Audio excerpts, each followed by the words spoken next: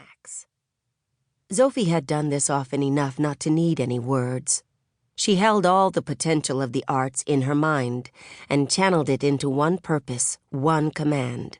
Watched her blood vessels expand the way they had so many times before, absorbing more air, flooding more power to her limbs. She opened her eyes. The world looked different. Sand hovered around her ankles.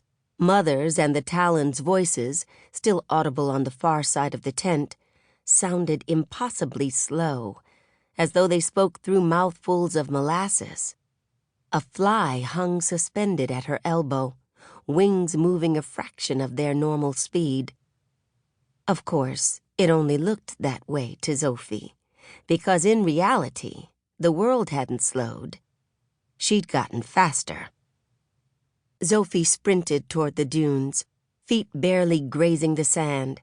In seconds, she crossed 100 yards of desert to reach the base of the first dune.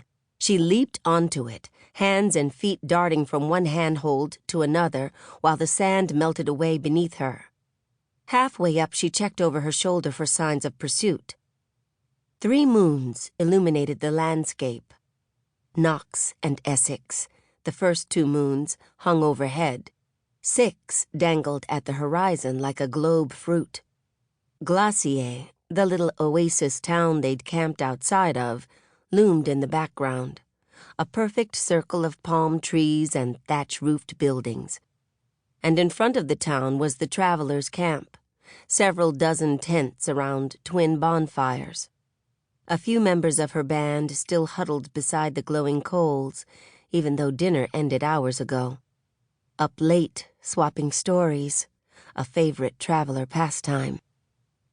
For a moment, Zofi's heart ached. She grew up in this band, moving every few weeks, drifting around the outer reaches. Her band was her family. More than family, they were home, the only home she'd ever known. She didn't want to leave. Yet if she stayed, she risked bringing the Talon's wrath down on everyone, not just herself. Focus. She scanned the camp. 2 traveler watchmen pretended to doze alongside the road. Another was positioned to watch the oasis itself, because even here, in a town that told Mother they didn't mind travelers, they still needed to be careful. It took only one superstitious idiot raving about how travelers ate babies to turn a whole village hateful. They'd learned that the hard way. Next to the roadside watchman, the Talon's wagon was parked. 2 draft horses were yoked to the wagon, with 3 more grazing around its wheels. But only one Talon sprawled on top of it, smoking. Where were the others? Her veins itched.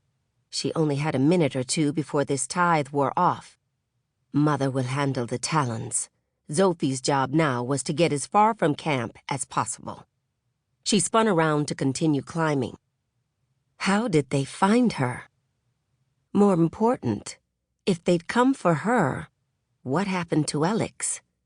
He'd never give her up, not willingly. They'd have to torture a confession from him. Stop thinking. Emotions would slow her down. 10 feet to the peak of the dune.